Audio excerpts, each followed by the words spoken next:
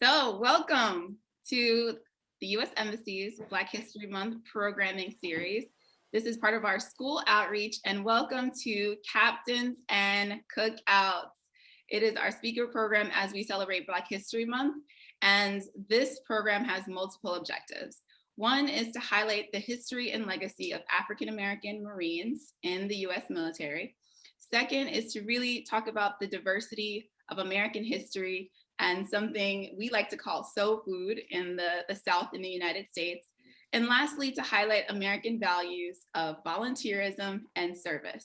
So with that, I am so happy to introduce our guest speaker today. His name is Marine Isaiah, and he's going to be talking to us about the history and legacy of African-American Marines in the United States military for Black History Month. How are you doing, Isaiah? Hello, Crystal. I'm doing well. How about yourself? Good, good, good. Happy Black History Month to you. And happy Black History Month to you. I'm very excited to be here. Oh, great. Well, let's go ahead and get started. Before I get into our mini interview here, I want to give a special thanks to all of the teachers and all of the students in the room. A special shout out to Michelle. Michelle, can you unmute yourself and say hello on behalf of your school? Yes, of course. Hello. Happy to be here again with you and with our special guest. We are hoping to learn something new today. Oh, fantastic. Well, thank you so much. I appreciate you Thank coming, you. and thank you for bringing all the students again. You're welcome. Okay, well, let's go ahead and get started.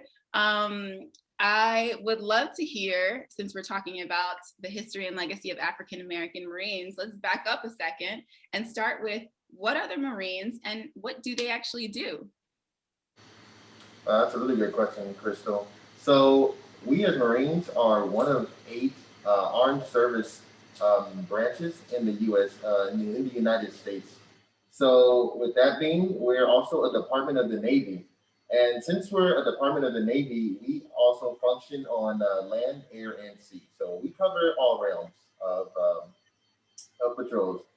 So, with that, if you want to back up even more, in 1775, on November 10th, the Marine Corps was founded, and it was founded by the Continental Congress back then.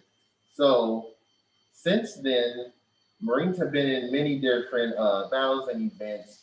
So, not just protecting our country, but also even helping out other nations in their time of need. So those are called humanitarian acts, which we always do those. That's fantastic. I am a personal fan of the Marines. They have been like my brothers to me in all of the embassies that I have served at. And so I see you have some special items with you. What does the seal and the sword mean? Well, Crystal, Whoa. so this is our non-commissioned officer sword, or for short, NCO sword.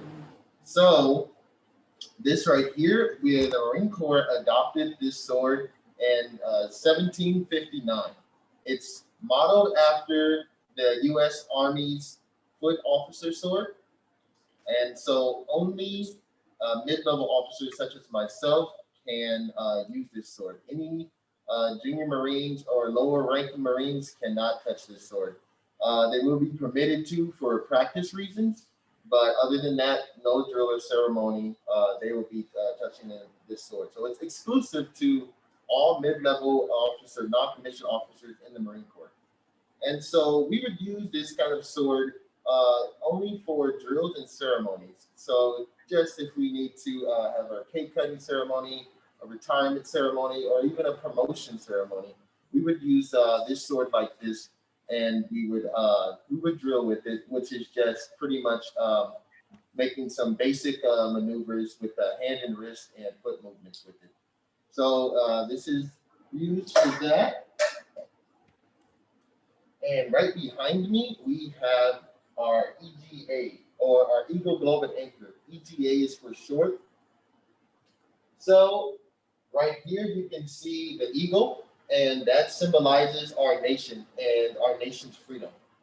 And inside the eagle's mouth, you see it's holding a ribbon, and that's it says on there, Semper Fidelis. That is our motto for the Marine Corps. It translates from Latin to English, and it means always faithful. Always faithful. Underneath the eagle, it's the globe. So that pretty much symbolizes our worldwide commitment and our worldwide presence. So in the Marine Corps, we have this saying where we say every time and place, which means that we can be anywhere in the world in a matter of days, pretty much. So we're all throughout the world, and anytime we are needed, we're always ready to go. And last but definitely not least is the anchor. So the anchor, like I said before, we are a department of the U.S. Navy, sort of like a sub-branch off of the U.S. Navy, but we're our own branch. But this just means that we hold true to our naval traditions. So anything from the Navy's sayings to what they do to the boats they ride on, we also resemble the same kind of traditions that they do just as well. So this is, once again, our NCO sword, and this is our U.S. Marine Corps emblem.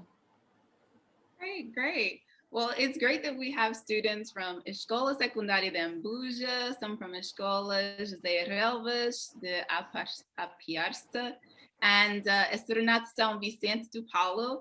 Since it's Black History Month, we really want to know about these Mumford Marines. So what is the significance of the Mumford Point Marines?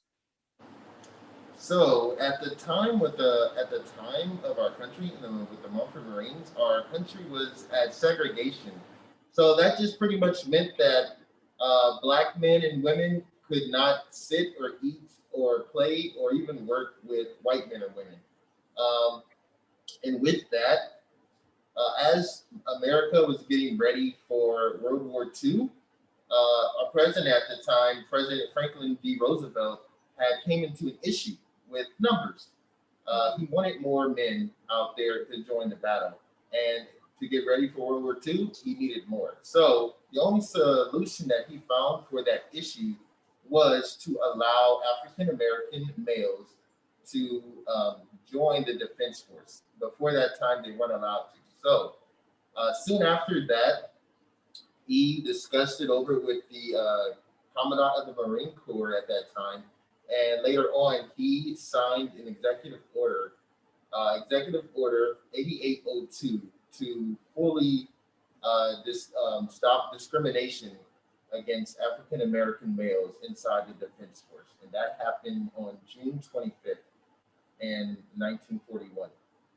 And so after that, then Mumford Point was made so they could house and train African-American Marines. Oh, that's so fascinating. So were the Mumford Point Marines welcomed by the Marine Corps at that time? So actually, no, they really weren't. About a year later of President Roosevelt signing the executive order, then they started to recruit African-American Marines into Mumford Point, and they started training them there. Now, the issue they had was that they started training them with primarily white Marines to instruct them, and they still wanted to segregate. So their whole goal was to train enough Black Marines fast enough and well enough so that they could then become instructors and train the new incoming Marines that were after them. So at about 1943, all the staff that were training African-American Marines were also African-Americans, and white Marines stayed at Camp Lejeune, and Black Marines stayed at Mumford Point. And just a side note about that, Camp Lejeune, which is where the white Marines trained, it was a couple of miles away from Mumford Point. So you can see how the distance and how much they wanted to segregate with that. Even at the time, the current Commandant of the Marine Corps, he said that he didn't want Black Marines in the Marine Corps. If he would have had it his way, it would have been primarily white Marines in the Marine Corps. Unfortunately, fortunately, they had no choice to put Black African American Marines inside the Defense Force. Yeah, well, it's definitely glad that we've come such a long way from, back then, when some of those views persisted. Was this really the first time that African American men were needed by the nation's defense force? So no, it was not. Before then, America was going through their Civil War. So at that time, slaves were forced to go to battle for their slave owners. And it wasn't like they had a choice either. They only could fight for the side that their slave owner wanted for them to fight. So whether it was South or North, whatever their slave owner told them to fight, they would have to go fight, and they would have no choice to do so. And about 180,000 African Americans had to fight inside the United States Civil War. And when the United States started to go to the World War II, started preparing for World War II, there was about well over 18,000 African American Marines that went to go battle, and about 12,000 of those were deployed overseas to battle. So you can see the amount of numbers that they needed for African Americans to fight in some wars that they didn't even want to fight. Absolutely, absolutely. But it's undeniable that they made significant contributions to our efforts, correct? Yes, that's definitely correct. They had put life and limb down for the country, and even after the Civil War, they still honorably went back and made up the courage to go and volunteer to serve their country as well. Absolutely, absolutely. So what kind of opportunities did African American Marines have at that time?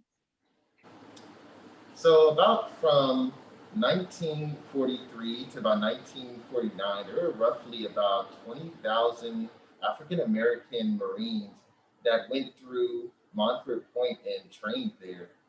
So they had a lot of limits put on the jobs that they could have and the things that they could do. For example, they could never order another white man or order a white man to do anything, and they couldn't become commissioned officers until a young Black Marine named Frederick C. Branch. He was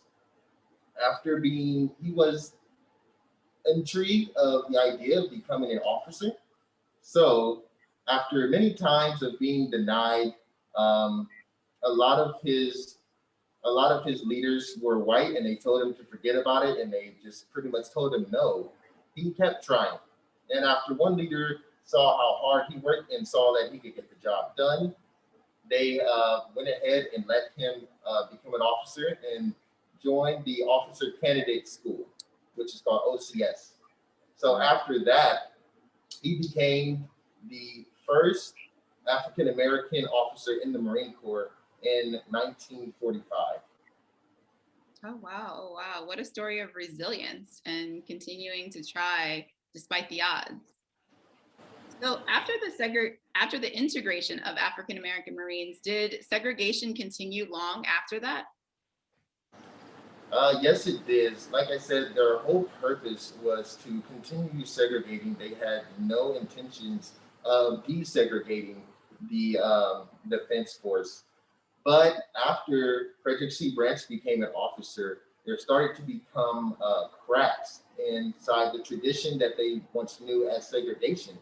So it didn't become which white man could do the job. It became which white man or which Black man could do the job.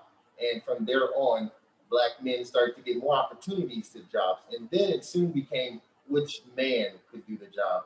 And anybody was looking just for any Marine that could do a specific job in order to get the mission done.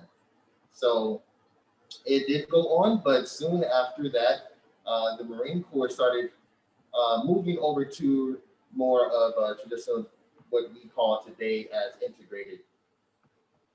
Absolutely, absolutely. Marines of all walks of life, all backgrounds from different parts of the country with one mission to serve the country and protect our nations. Fantastic. So how does reflecting on the legacy of the Mumford Marines make you feel about now being one of the many faces of the Marine Corps? Well, that's a really good question, Crystal. I actually feel very honored to be a Marine today. My grandfather was in the Air Force, and knowing that men like him and the Montford Point Marines paved the way for young African American Marines like me, it makes me feel very proud to call myself a Marine today.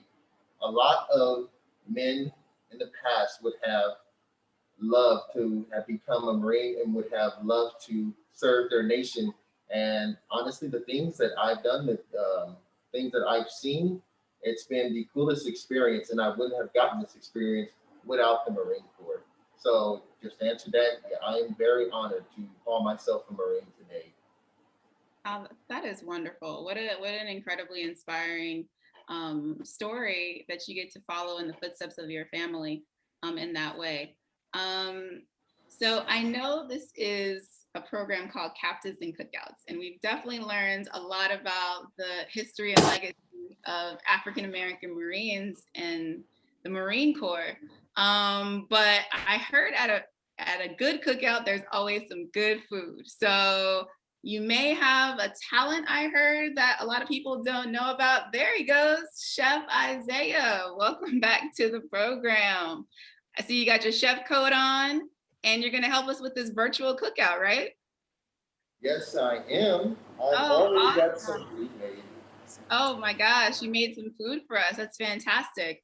I know I love a good cookout, and many of you know that a cookout in the United States is an opportunity for everyone to kind of come together, join family and friends, and share a meal. It's about community, it's about inclusion, it's about sharing and really exchanging stories and good times over a really great meal. So did you cook all of that? Yes, I cooked all of this. It's about enough food for around 30 people. Oh my goodness, that's fantastic. I did not know that you had such amazing skills in the kitchen. One of the many talents of Marine Isaiah. Now we're going to call him Chef Isaiah and invite him to join a conversation with us about soul food as we join this cool virtual cookout. So why don't you grab your plate? Chef Isaiah has already sent me a plate of soul food, and I am super excited about it. It looks delicious. It definitely makes me miss home. And it's one of those things that a lot of people in the United States, we love soul food, we appreciate it. And it's something that I'd love to kind of talk to everybody about during Black History Month. Soul food is kind of an ethnic cuisine. It's traditionally prepared by families in the African American South, and it's called soul food because it's really about the souls of the soul of the African American community, something that's core to our values, to our traditions, and to the families that we usually share these meals with. It's a joyful time. Again, a time for community, a time for sharing a meal with friends, with family, a time to reflect, a time to pray. And so soul food has always been a great staple of the African American community, particularly in the South, as many African American communities were located in the South due to segregation back in the day. So Isaiah, what do you think about, when you think about your family traditions related to soul food, what comes to mind for you? Well, honestly, Crystal, what comes to mind for me about soul food is just me and my family coming together and us congregating and talking. The best thing about soul food is that you get really old recipes from your ancestors that were passed down through your family. So you still get that same taste that you tasted, but at the same time, you're getting it from either say a family member that knows it, and if they might pass it down to you, it's just even better. Hmm, hmm, hmm. Yeah. So what's your favorite soul food dish? my favorite soul food dish is the mac and cheese. Honestly, that's the best thing to me. It's never you can never go wrong with it if you put more cheese in it. So I like cheese. So Yeah, yeah. And it's really interesting because even though this type of cuisine was associated with African Americans in the southern United States, it usually uses a variety of ingredients and cooking styles, some of which were indigenous to Africa and were brought over by enslaved Africans, and others that were actually indigenous to Europe, as well as to the Americas. The Americas, borrowed by Native American cuisine. So it's great to see how in family recipes, all of these great traditions from all over the world kind of come together in this unique blend and fusion of family and community. I personally love mac and cheese. I mean, how many people have had some good mac and cheese? Let me see it in the chat. If you're a fan of mac and cheese, say it in the chat. I am a fan of mac and cheese with great cheddar, a lot of cheese, and some crumble on the top. And like you, I have fond memories of my mom, of my grandmother, of my dad, everybody kind of chipping in and making these great soul food meals, not only on occasions like Christmas and Thanksgiving, but also on kind of, cookout days, Memorial Day, the 4th of July, our Independence Day. And it's really a great family affair. So it's great to see that we are both fans of mac and cheese. So let's talk a little bit about all the delicious food that you prepared for us today. So you got your plate. Everybody bring their plate to the cookout. I got my plate. Let's go ahead and go through all of these delicious types of soul food. all right then, Crystal, if we just want to start off with let's go ahead and start off with the greens. I'll explain that first. So this is definitely a traditional Southern dish. It's collard greens. And when you're cooking this, you want to make sure that you get a lot of greens because it's going to be a pretty big amount because they're going to wilt down and they're going to get a lot smaller. So I had to put about, I'd say almost 6 or 8 pounds of greens, and I had to wash them and cut them up and to get something like this. And what I did with it is I cooked a bit of bacon with some onions and butter, and I just boiled the greens down, took that water off, put some seasoning salt in it, pepper, paprika, cayenne pepper, and apple cider vinegar, and a little bit of my secret is pineapple juice, and that acidity. Pineapple juice. Really, okay, that's something I haven't heard from. Where did you get that element of the recipe, that surprise ingredient from? So this is one ingredient that comes down from my grandmother. She got it from her grandmother, which was my great grandmother.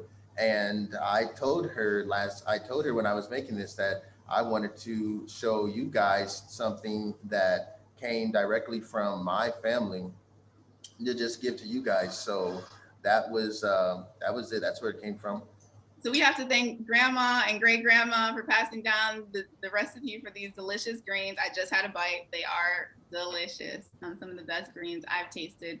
And I have a preference because I always say my mom and my dad make the best greens. So grandma, great grandma, and grandma on your side are definitely in a close second. So what about the rest of the food we have here? It looks so good. Where do we go next? So, Crystal, if you want to go ahead and go to the fish next. So this is fried fish, another very traditional Southern dish. They used catfish down in the south of the United States, but here I wanted to use codfish, which is like a traditional dish from Portugal. So I made fried codfish, and what I did with this to make it crispy, I added in some flour, paprika, garlic salt, tarragon, salt, pepper, a couple other more spices to it, and then I added some cornstarch. And then, so what I did was I had an egg batter. So I dipped them inside the flour and the egg batter, and then back inside the flour. And I fried them on medium heat until they were nice and golden brown, and they came out super good. Oh yes, I just tasted it. That one was really good. I love some good catfish, and I also like codfish. Put in the chat if you've ever had fried codfish. I know the Portuguese say there are 365 or 1,000 ways. How many ways are there to make codfish? Please let me know in the chat. I haven't tried all of them. There's many. Many, right? 101. Someone said 101 ways to make codfish, huh? Well, this is definitely a great way. The batter tastes good and definitely flavorful, which is very important for soul food. Okay, what do we have next? So next, Crystal, I think we'll go to the macaroni and cheese, both yours and mine favorite. Yeah. And so there are many ways to make macaroni and cheese.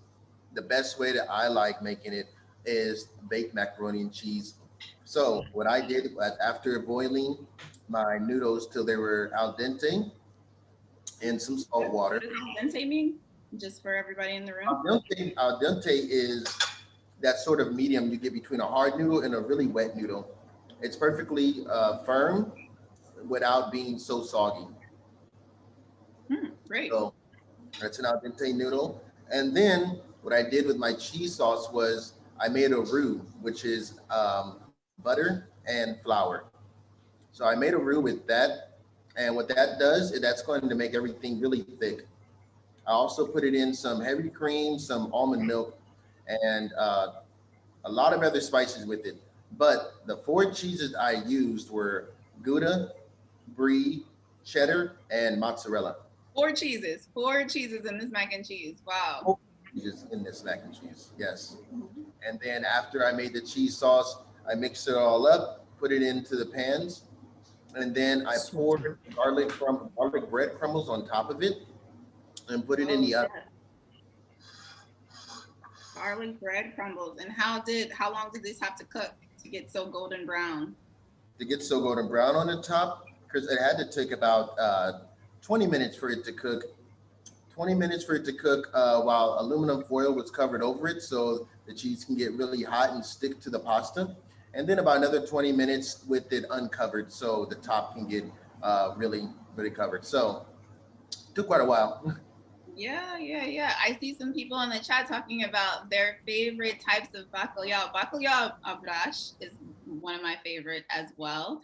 Con nata is a close second. So I'm glad to see everybody has food on the mind and looking at different ways to spin their own recipes.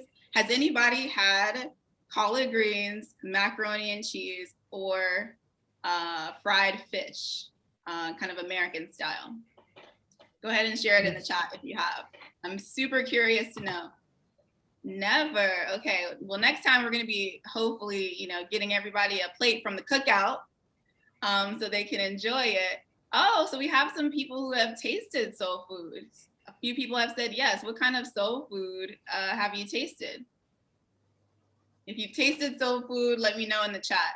What was your favorite soul food dish?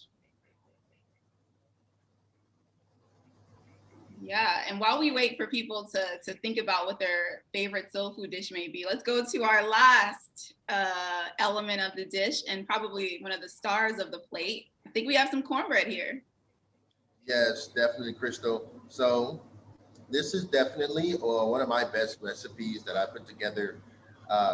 Cornbread is sort of a hallmark when it comes to soul food.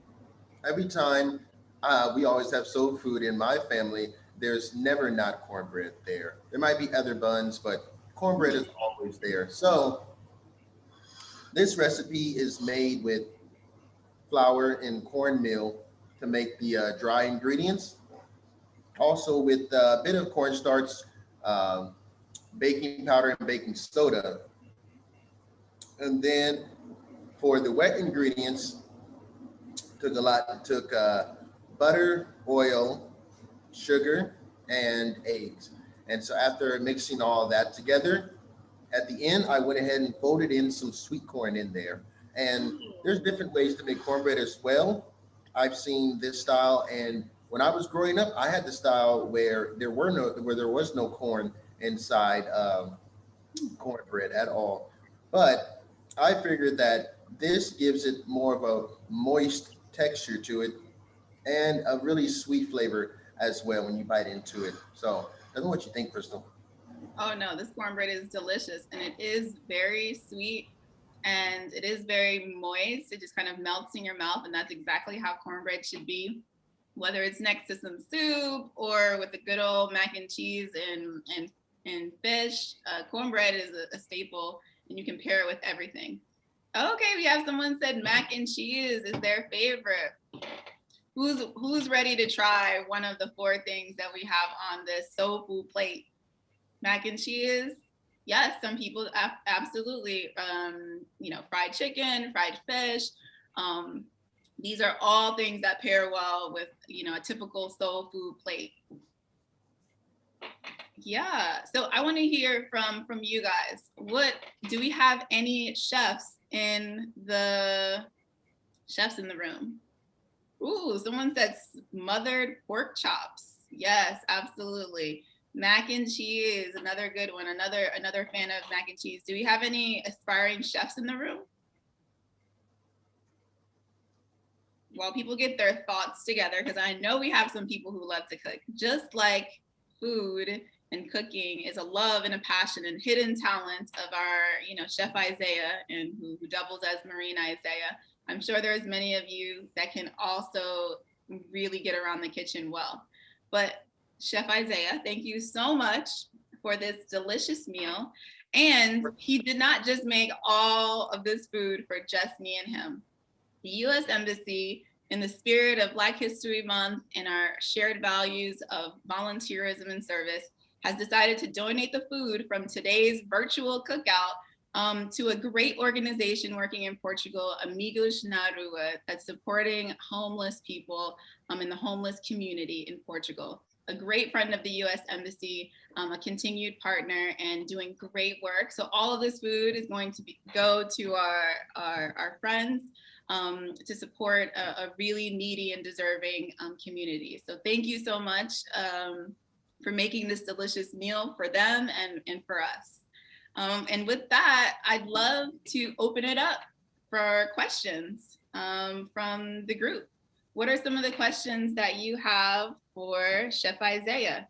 Anything about culinary arts to his favorite soul food,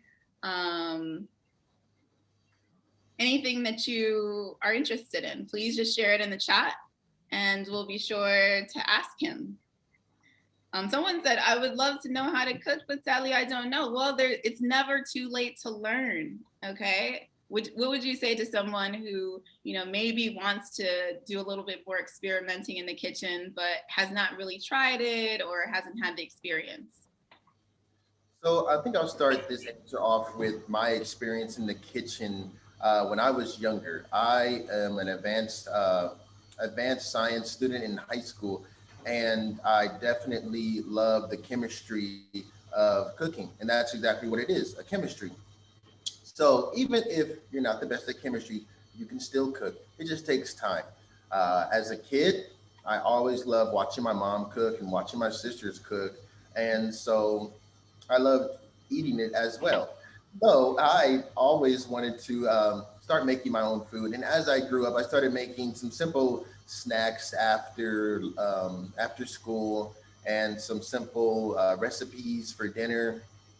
And then recently, it began to blossom into this full loving passion for food. So I'll say if you always wanted to cook, then that's just the first step right there. If you want to cook, you can definitely learn how to, and you'll be more receptive to actually understanding the process of cooking. One key point I will point out is temperature control. You must make sure you have temperature control. Sometimes when you're cooking and you have something too hot or you have something too cold, it won't come out as right just because of the temperature that the food needs to be at. Say, for instance, my fried fish. I needed my oil really hot as soon as I put it in there, or else it would be really greasy. So I had to make sure that I had temperature control over that to make sure I got it to about the right heat that I needed to. And once I did, it came out perfectly fine. Great, great. So someone asked, what is the most complicated soul food dish to cook? That's a big question, but a very good question. Thank you for that. So I would have to say that it's not necessarily which soul food dish is complicated, because any of them can be complicated. For instance, my greens. Apparently, we lost the recipe on my father's side to his grandmother's greens, but we kept the recipe for the gumbo. So another big soul food item is gumbo. He has the recipe for gumbo, and it's easy for him to make because he's made it so many times. It's a little bit difficult for me to make. I will say this, it gets difficult when you have to sit there and watch the food over 8 hours for it to cook and for it to simmer on a very low heat. But that's exactly how you get as much flavor out of your food as you can. So I say to that answer, it'd be the recipe that'd be difficult. And it could be any recipe. It depends on which one. Yeah, gumbo is definitely a favorite of mine as well. I love gumbo. And I really love, some good old fashioned sweet potato pie. I feel like that's another great soul food dish that my mom and my grandmother love to make. So there's some questions in the chat about whether you like bacalhau brás or whether you like bacalhau com natas or both. So you'll have to explain to me what bacalhau com natas and bacalhau brás is. Okay. These are probably the two of the most popular ways to make codfish. You've probably tried them before, but they are delicious. I think bacalhau brás is more in the oven. Is that right, Michelle? Sorry? Oh, could you explain to What is bacalhau com Isaiah natas? the bacalhau brás and bacalhau com natas? Okay, the big difference between bacalhau à Brás to bacalhau com natas is that à Brás you have fried potatoes and onion and garlic, and then natas you have mostly the sauce of cream that involve the codfish and the fried potato. It's the big difference between one and the other. One have the cream and the other doesn't. I believe that's so, but I'm not a great cook, so probably I missed some ingredients in here. No, I'm sure you're great. So do those dishes sound good to you? Yes, I love them. Yeah. And how about you, Isaiah? Do those dishes sound good to you? You think you've tried some of it? They sound really good. So I've tried many bacalhau since I've been here in Portugal. And I would say the bacalhau brás is my favorite. I really love the flavor of garlic and onions. And garlic, onion, and potatoes meshes well together. So adding in the fishy flavor of the codfish in there with the sauce, I think that one was my favorite. I think that was the one Miss Teresa Rock made for me when we went over her house to have a dinner. Exactly. Teresa, is that what you made for us? I believe it was. Teresa, you're muted. Yes. I recall the arroz de pato, but I think it was the bacalhau com natas that I did, not bacalhau à Brás. No, not bacalhau à Brás. Yeah, it was bacalhau com natas. Yes. Okay, well, Isaiah loved that one too. And I will just say that Teresa, who works at the embassy, our youth outreach coordinator, is a fantastic cook. She welcomed me and Isaiah and another Marine to her home and opened up her family. And we had traditional Portuguese food, and it was wonderful. So we really love getting together as an embassy family and sharing and exchanging and laughing and going over old songs and movies together over food. So food brings people together. I'm sure everybody will agree with that. So that was one of my actual favorite meals in Portugal. Someone did also ask, the cornbread, it was so moist. How did it get so moist to the point where it kind of melts in your mouth? Can you go over kind of the secret sauce for that one again? Yeah, definitely. So moist bread is always something that a lot of bakers are really striving to get. Some breads are meant to be moist, some breads are meant to be a little more dry. With this one, it's the amount of, I would say, the amount of butter and oil that you use inside it. Now, and how you work it with it. So what you first do with, or I guess what I first do with it is I cream my butter and my sugar together. So I put some sugar inside this, and I had my butter melted and my sugar. I put that in there, stirred it all up. And what that does, the butter just holds on to the sugar. And when you put your other ingredients in there, as it starts cooking, the sugar starts to dissolve and the butter just starts to just easily flow out throughout the whole thing. And so also when you put your oil, I say about a cup of oil in with your batter, it also makes everything really smooth too. So to get it really moist, it's the amount of fat that you put in it, but it's also how you work it as well. Great. No, that sounds great. Someone also asked, what recipe did you learn to make first? And when you had your first taste of it, did you actually enjoy it? Did it work out? Did it actually taste as good as you wanted it to? No, so like I said about the macaroni and cheese, that was the first bit of soul food that I have ever made. I made that when I was about 11 years old. The funny part to that was I made it for my family's Thanksgiving, and me, young chef Isaiah Brown, he really wanted to make it for the whole family. And I told my mother, like, I think I can do it. I think I can do it. And I did, and it did not turn out good at all. So I have had my fair share of fails, which is fine. Food is food, and it still got eaten. We just had to slip some more cheese in there. But yes, a little extra cheese. That's what I said. Never can go wrong with too much cheese and macaroni. Absolutely. Okay, so we have a question about if you like mousse de chocolat. Now, this is actually one of my favorite Portuguese desserts. I absolutely love pastéis de nata, of course, but mousse de chocolat, oh meu Deus, incrível. Have you tasted, chocolate mousse from Portugal, and what did you think?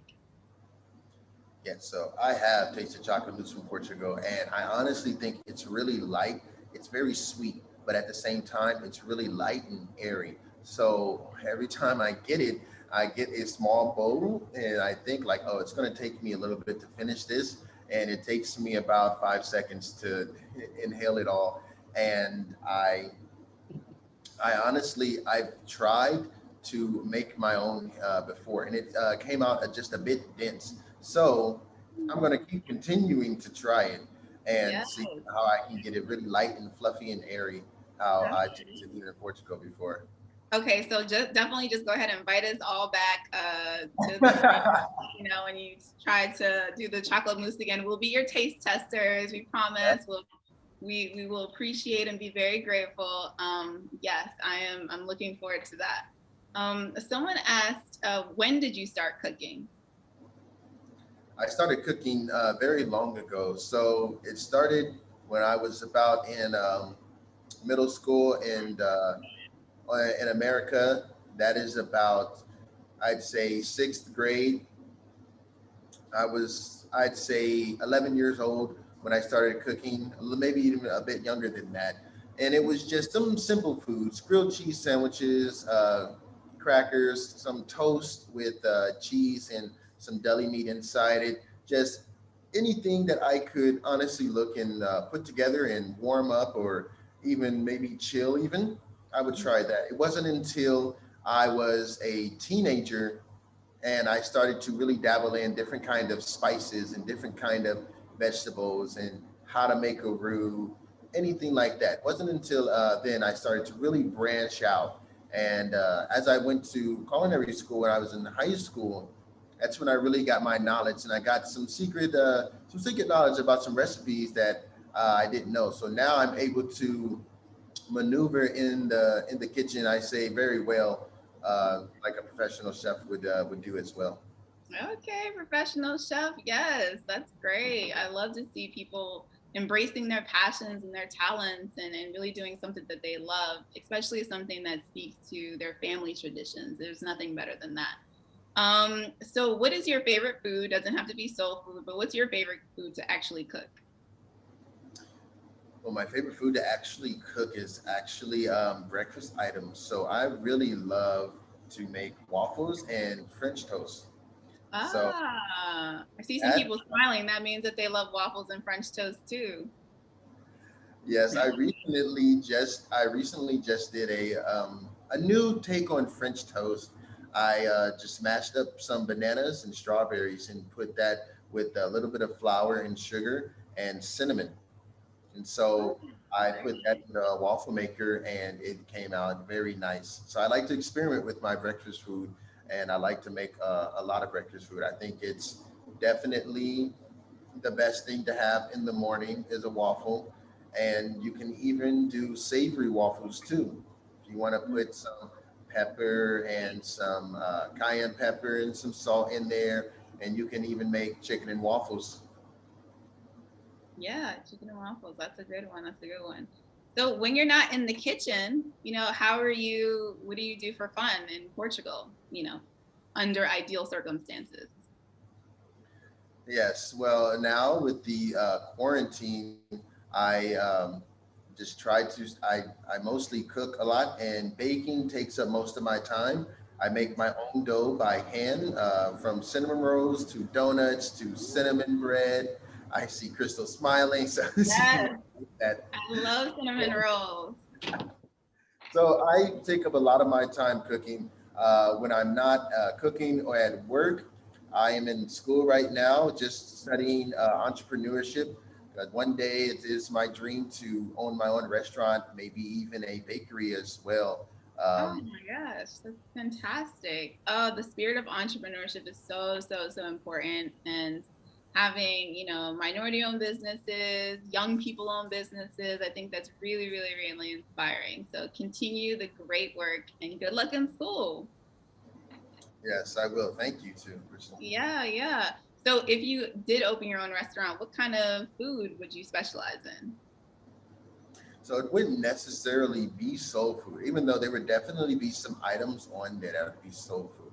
But as of right now, while I'm in the service, I travel all over the world. So right now, I'm sort of picking different kind of cuisines that I like from each place. So it would be more of a mashup on an American style on some Asian recipes and some European recipes. It could be even bacalhau in there as well. Oh, Whatever. okay, yeah. So that leads perfectly into our next question. Someone asked, "What is your favorite Portuguese dish?" Which we probably might get a taste of in your restaurant in the future. So what has really been your favorite Portuguese dish here since you've been here? So I've tasted a lot of Portuguese dishes while I've been here, from bacalhau and duck rice, but I say my favorite one that I have tried and I have replicated and made very well is francesinha. And I had that the first time when I was Ah, in Porto, and I absolutely loved it. I loved it, and I had told my friend back here at the embassy that he referred the restaurant to me, and I called him the minute after I ate it, and I said thank you. I absolutely love that dish. So francesinha, and I've even tried to replicate it here, and I've did it pretty well. So that is oh, definitely something that's going to be in on the menu whenever I get my restaurant. Isaiah, I thought we were friends. I didn't even get an invite to the Francesinha cookout. Okay, I won't hold it against you. Okay. I have not tried Francesinha yet, and I know I need to. It's on my list. I've been to Porto a few times. I've always been meaning to try it, but I just don't know how to eat it. It just looks so messy. It's like, how do you even eat it? But it looks, everybody tells me it's delicious. So I will definitely try it before I leave here. And someone actually did ask, do you like Franciscan? So yes, he does very, very much. I love it. A few people have asked, what's your favorite dessert? So please tell us what that would be. So my favorite, I will tell you now, I have a big sweet tooth. Anything sweet, I will always eat it. If it has sugar in it, I will love it. And I've made a bunch of different things here, from ice cream to what was it? Cakes, cookies, brownies. I think my favorite dessert would have to be, um, it would have to be the chocolate mousse from Portugal. That would have to be my favorite. That is my new go-to. Anytime I can get it, it is definitely my favorite. So I always go to that. Ah, okay. Yes, I'm gonna have to agree with you again. It's a close tie between pasta de nata and chocolate mousse. So, and maybe I need to learn how to make one of those before I leave here, because that is something I'm really, really gonna miss, and I really can't get. I have never tasted chocolate mousse that compares in the United States, so I'm gonna really miss that. Next question. Someone said, uh, do, do, do, do. What's your favorite American food? So just in general, favorite American food. My favorite American food. So I really like anything in between two pieces of bread.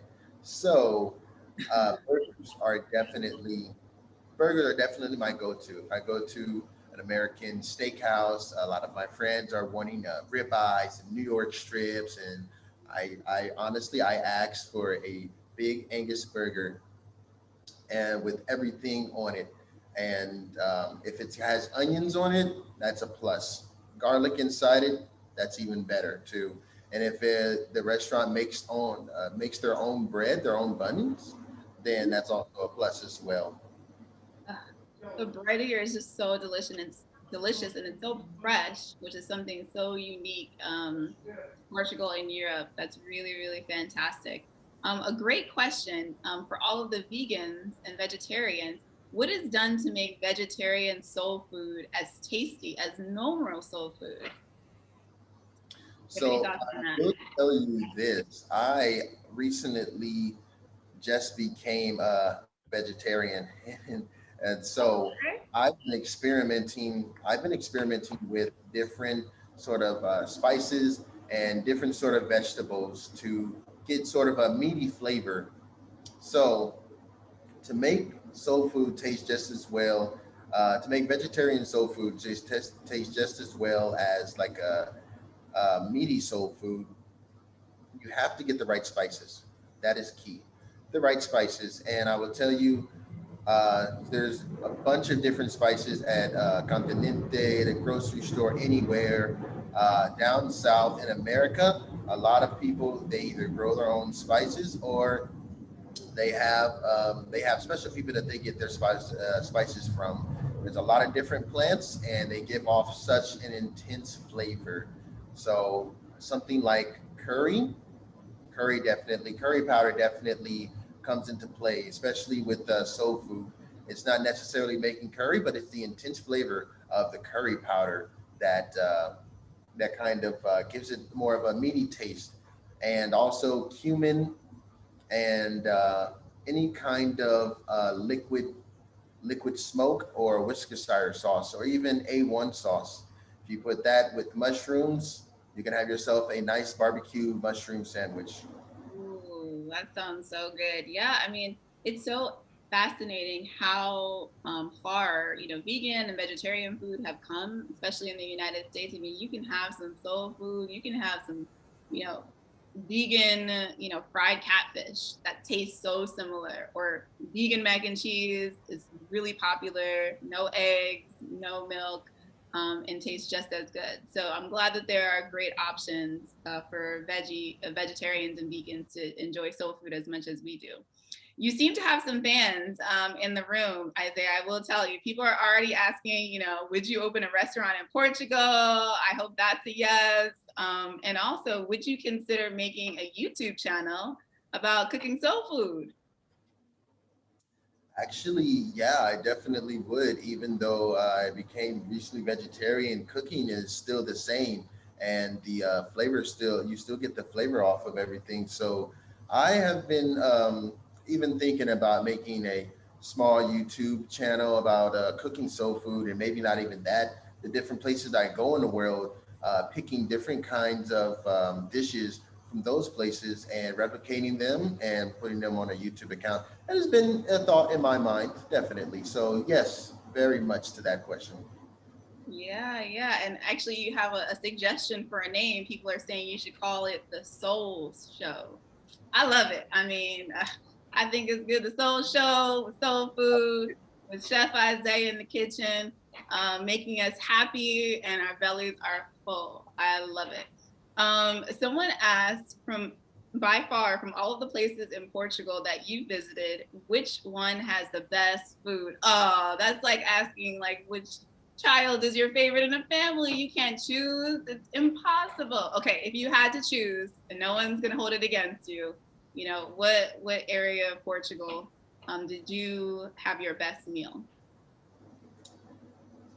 Well, you're Drum right. roll, please. Drum roll, please. Not difficult. It'll be Porto, hands down. Porto. Where are the people from Porto in the chat? Please show some love to Porto. Okay, we have some. I'm sure we have some people from Porto. Okay. So why do you say Porto? So Porto, not only was it where I had my first bite of francesinha, which is my favorite Portuguese dish now, but at the same time, the food there was just very historic, nevertheless flavorful as well. And I went to a couple of small restaurants there. It was still very flavorful. I even went to a vegan restaurant, and I seen a different dish. It was more of a pasty kind of a hazelnut dish, and that was also very tasty too. And not saying that the food in Lisbon or anywhere else around Lisbon is not very adequate as well.